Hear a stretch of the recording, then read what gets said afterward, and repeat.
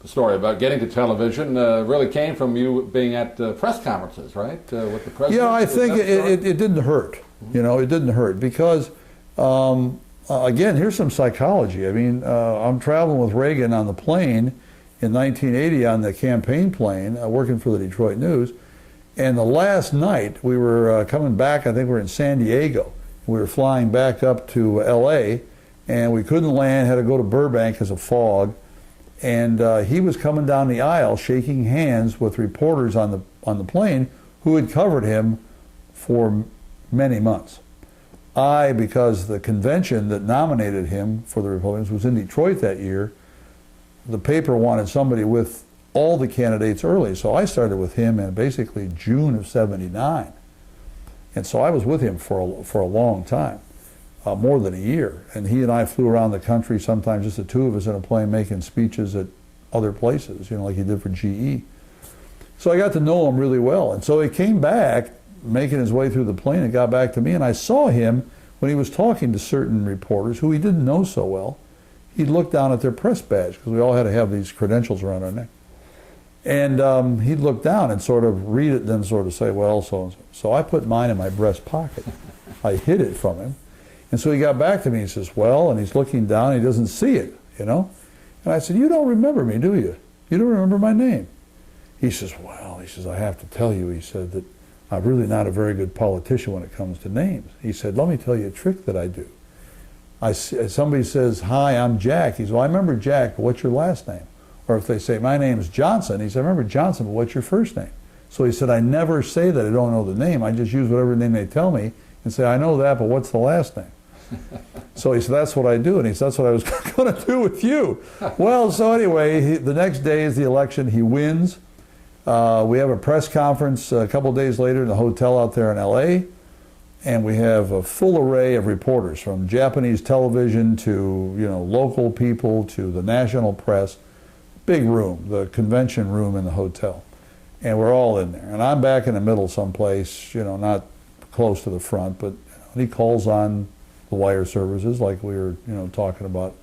And then he calls on other people. And by the sixth one, I got my hand up out in the back, and I'm like this, and I stood up. He says, Gary? So I remember, so I knew I got him. He remembered the name. I sort of shamed him into it, you know. And from that time on, every press conference at the White House, I got called on, which then attracted CBS when they were looking for them to replace one of their reporters. They were doing a switch around all the bureaus. They were looking for somebody, and because they had seen me on television, they knew Reagan called them, and they sort of liked the fact that it would say Gary Schuster, CBS on it. They came to me and said, would you like to, first of all, they offered me a Pentagon job, which I didn't want. And I said, if I'm going to do something new, which is television to me, why don't you let me stay at the White House? So they did. You covered the White House. Before that, you'd done that for the newspapers. Yes, but, so I just stayed. I just went into the booth in the White House, and you know, Sam Donaldson was working there for ABC, and Leslie Stahl was with me at CBS, and Chris Wallace, and so we had our group of people across. Charlie Bierbauer from CNN, and Dean Reynolds, who is now with CBS, he was a UPI with Helen Thomas, who just left and retired, but. We had a great array of people there, and I knew them all from having been there with the newspaper for 8 years almost, and so it was just like, it was, you know, same house, same family, same everything, you know. And you did radio and television. Did radio and television, exactly. Alternated every week. I either did radio one week and I did television next week. We had 4 reporters in the booth, and so. I would do, when I did television, I would do the syndication for the local stations, like the 6 o'clock news here, and then you go to CBS News at 6:30, the national news, but I would do the national news piece for the local news syndication. And then the weeks I did radio, I would do radio with Douglas Edwards. I do the 6 o'clock Doug Edwards show, you know, for him, and then do break-ins. And then I did, for a while, I did news breaks in the afternoon. I'd go to the station, over to CBS's headquarters, and do news break in the afternoon where they interjected into the soaps.